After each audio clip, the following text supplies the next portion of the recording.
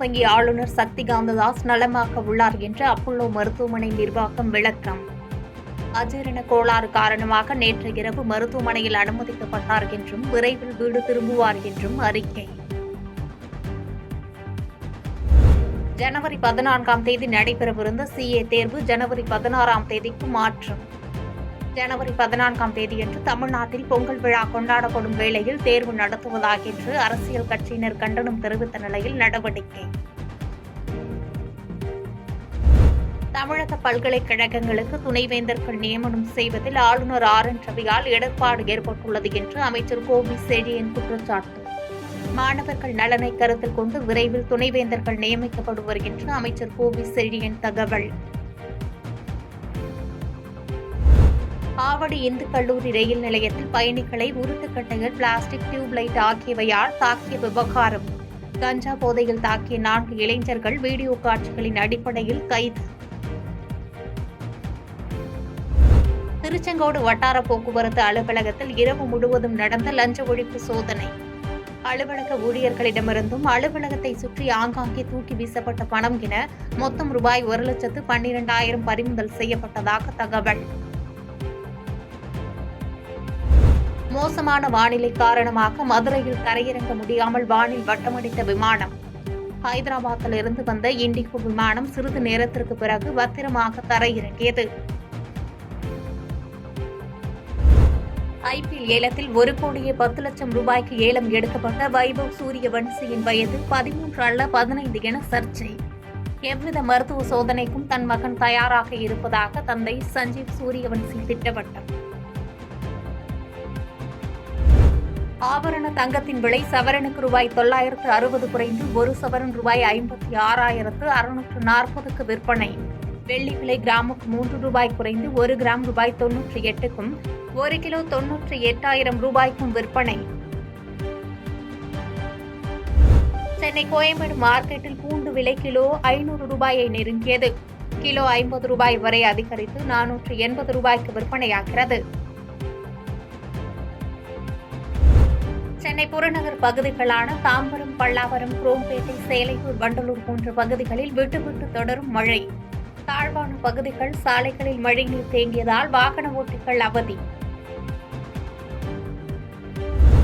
காற்றழுத்த தாழ்வு மண்டலம் ஆழ்ந்த காற்றழுத்த தாழ்வு மண்டலமாக மாற உள்ள நிலையில் சென்னையில் கடல் சீற்றம். காற்றழுத்த தாழ்வு மண்டலத்தால் பனிமூட்டம், மழை, கடல் சீற்றம் என சென்னையின் தட்பவெப்ப நிலையில் மாறுபாடு. காற்றழுத்த தாழ்வு மண்டலம் நெருங்கி வருவதால் சென்னையில் கனமழை தொடங்கியது. வடபழனி, கோயம்பேடு, கிண்டி உள்ளிட்ட பல்வேறு பகுதிகளில் கொட்டி தீர்த்த கனமழை. வங்கக்கடலில் உருவாகும் ஆழ்ந்த காற்றழுத்த தாழ்வு மண்டலம் புதுச்சேரியை நெருங்க வாய்ப்பு. வட தமிழக கடலோர மாவட்டங்களில் கனமழை பெய்ய வாய்ப்பு. அரசியல் சாசன தினத்தையொட்டி உச்சநீதிமன்றத்தில் சிறப்பு கொண்டாட்டங்களுக்கு ஏற்பாடு. உச்சநீதிமன்ற அரங்கில் மாலை 5 மணிக்கு நடைபெறும் நிகழ்ச்சியில் பிரதமர் மோடி சிறப்பு விருந்தினராக கலந்து கொண்டு உரையாற்றுகிறார். மும்பை தாக்குதலில் உயிரிழந்த தியாகிகள் நினைவிடத்தில் அரசு சார்பில் மரியாதை. மும்பை கமிஷனர் அலுவலக வளாகத்தில் மகாராஷ்டிரா ஆளுநர் CP ராதாகிருஷ்ணன், முதலமைச்சர் ஏக்நாத் ஷிண்டே ஆகியோர் மலர் தூவி மரியாதை.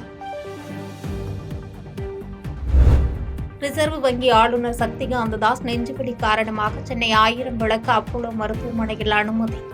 தொடர் கண்காணிப்பில் உள்ளதாக மருத்துவமனை தரப்பு தகவல். வங்காளதேசத்தில் சிறுபான்மையரான இந்துக்களின் போராட்டங்களை தூண்டியதாக இஸ்கான் அமைப்பின் தலைவர் சிமோய் பிரபு கைது. டாக்காவில் இந்துக்களின் வணிக நிறுவனங்கள், வழிபாட்டு தலங்கள், வீடுகள் மீது நடத்தப்படும் தாக்குதலுக்கு அவர் கண்டனம் தெரிவித்திருந்தார் என்பது குறிப்பிடத்தக்கது. வேலையில்லாமல் ராமதாஸ் அறிக்கைகளை வெளியிடவில்லை. வேலை தெரியாதவர்கள் செயல்படுவதற்காக அறிக்கை வெளியிடுகிறார் என்று இயக்குநர் தங்கர் பச்சான் கருத்து. செய்தியாளர் கேட்ட கேள்விக்கு பதிலளிக்காமல் முதலமைச்சர் உணர்ச்சி வசப்பட்டு வேறு வேலையில்லாமல் ராமதாஸ் தினமும் அறிக்கை விடுகிறார் என்று பேசி இருக்கக்கூடாது என்றும் பேச்சு. வாக்காளர் பட்டியலில் பெயர் சேர்க்க இதுவரை 14 லட்சம் பேர் விண்ணப்பம் என தகவல்.